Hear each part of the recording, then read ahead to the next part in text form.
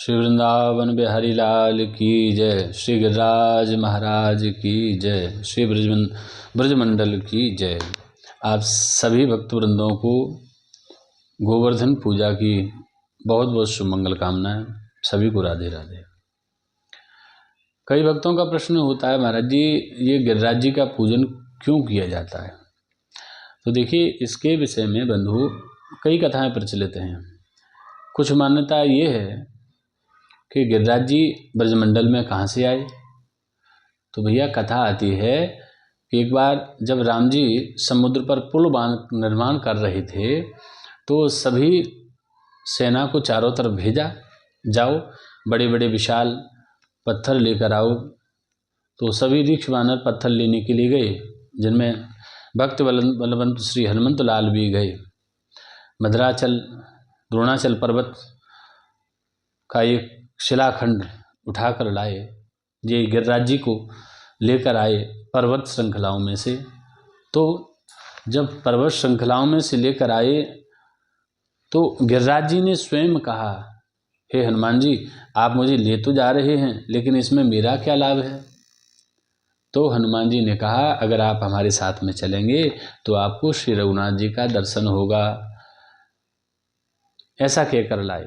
लेकिन रास्ते में जब हनुमान जी गिरिराज जी को लेकर आ रहे थे, तभी उसी समय पता चला, जैसे ही ब्रजमंडल में हनुमान जी आए वैसे ही मालूम पड़ा कि समुद्र पुल का निर्माण जो हो रहा था वो पूर्ण हो चुका है।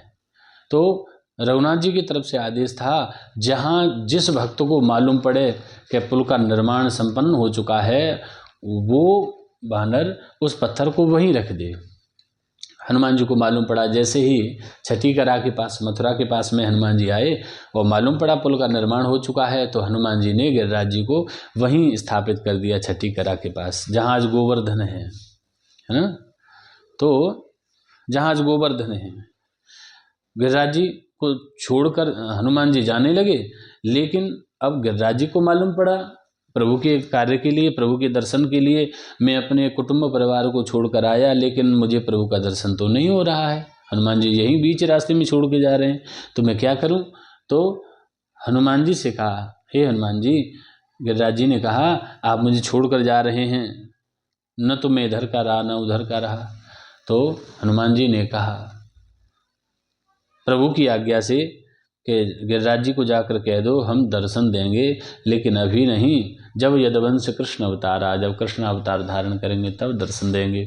तो वही राम जी ठाकुर जी बनकर आए हैं और ब्रजमंडल में आकर गिरिराज जी को अपनी कनिष्ठ का उंगली पर धारण किया और इंद्र का मान मर्दन किया, गिरिराज जी का पूजन कराया। यहाँ कथाएं कई प्रकार की हैं। इंद्र का मान मर्दन करने के बाद गिरिराज जी की पूजा क्यों कराई? बोले ये जो गिरिराज जी ने इतने समय तक लंबा इंतजार किया है, तो गिरिराज जी को प्रसन्न करने के लिए ठाकुर जी ने कहा जो गिरिराज जी का पूजन करेगा वो साक्षात मुझ परब्रह्म परमात्मा का पूजन होगा। तो भगवान ने क्या लीला फैलाई, एक रूप से पूजते एक से रहे पुजाए, ब्रज गोपिन के बीच में मुँह फाड़ फाड़ के खाए।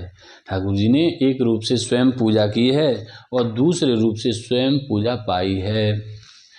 ऐसा भक्तों का मानना है कि जो भी गिरिराज जी का पूजन करता है, ठाकुर जी ने स्वयं कहा जो गिरिराज जी का पूजन करेगा वो साक्षात मुझ परब्रह्म परमात्मा का पूजन होगा। तो सभी भक्त मिलकर के गिरिराज जी का पूजन करें और भोग लगाएं, दूध की धार लगाएं और मन से ही मानसी गंगा में स्नान करें और गिरिराज जी का पूजन करके अपने जीवन को सफल बनाएं। बोलो गिरिराज धरण की जय।